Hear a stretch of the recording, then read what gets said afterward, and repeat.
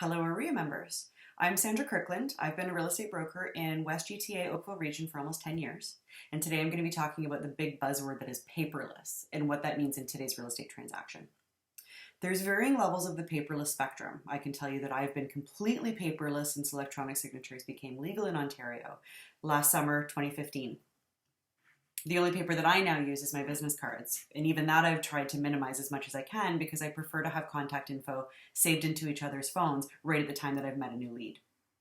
Before then, it was mostly just my final filing that was paperless. Although I have moved away from the ridiculous fax machine and did so a number of years ago. I really recommend that you do too. I've fully stopped retaining a physical copy of my transaction documents, and now that electronic signatures, which is the last piece of the puzzle, is in, then paper for me is out. I've spent some time talking to realtors around the province about going paperless. I've worked closely with many of the paperless solutions that are available to realtors today. And I can tell you that going paperless doesn't have one definition that fits every realtor. If you're interested in going paperless or continuing to decrease your use of the physical document, then hopefully this brief vlog is for you. I can tell you that the biggest hurdle to get over is not holding a tangible document in your hand at the end of a transaction. Quitting paper is kind of like quitting smoking. You want to do it, you know that one day you'll have to do it.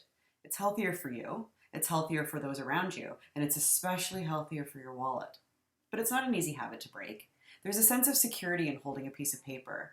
And learning a new system and learning a new way of life can sometimes get so frustrating that you break, cave, and ultimately end up resorting to hitting that print button anyway.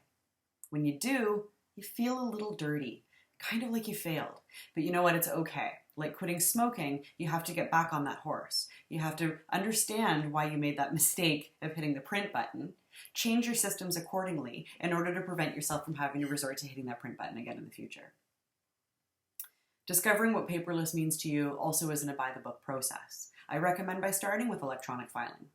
When your transaction is closed, scan all of your final paperwork, store it in a secure location, ideally with a secure backup or two, then shred that paper. Yes, shred it or burn it. Dispose of it however you want, however feels most comfortable for you. Just make sure that you're eliminating any identifiable information first. I use a secure cloud storage solution, but I also retain a backup on my computer, which I regularly update to an 8 terabyte external hard drive, which you actually can buy for pretty cheaply these days at Costco. And that external hard drive I keep in a fire safe. As you get more comfortable breathing in your newly created space with your filing cabinets now at the curb, you can start to move a little bit more paperless. Maybe then it's time to adopt electronic signatures. My friend Meg Little wrote a blog about that a couple of months ago on the AREA blog, and I recommend reading that as a good place to start. Once you've impressed your clients with your goals to save the environment, their money in paper and printer ink, your money in paper and printer ink, your time, your gas driving around to get everybody's signatures, and be really organized and streamlined by working on an offer on your mobile electronic devices, no matter where you or your clients are, rather than scrambling to keep together 4 copies of a 20-page document and risk missing initials because you're pressed for time and pages are out of order, then the rest of your paperless transaction will come naturally.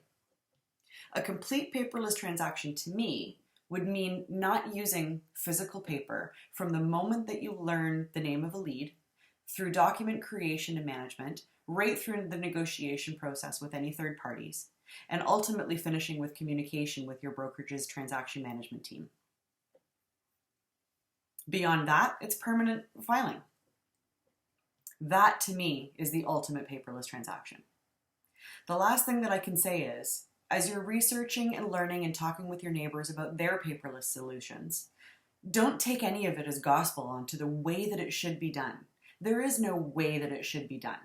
Like iPhone versus Android, like nearly everything else that is beautiful in the Canadian real estate industry, what works for one doesn't necessarily work for the rest. Explore on your own, experiment. Most of the paperless solutions out there have free trials that you can use.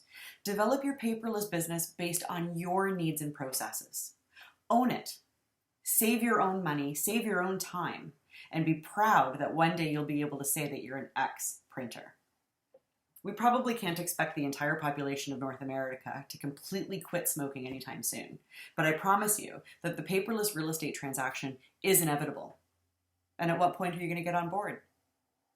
Enjoy going paperless, Ontario.